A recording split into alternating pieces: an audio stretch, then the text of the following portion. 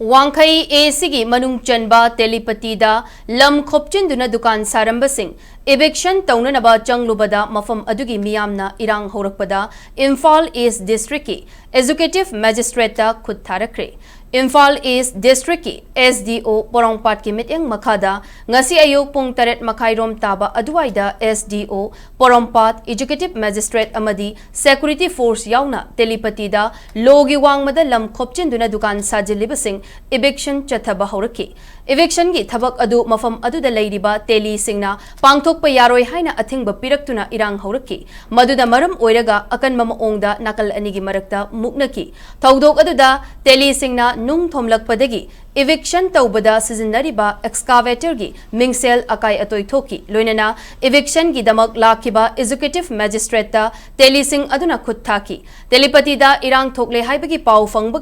phangbaga Wangkai Sigi MLA Thangjum Arun Kumar su mafam aduda laktuna telisinga wari sanaduna irang horibasing fathananaba hotnaki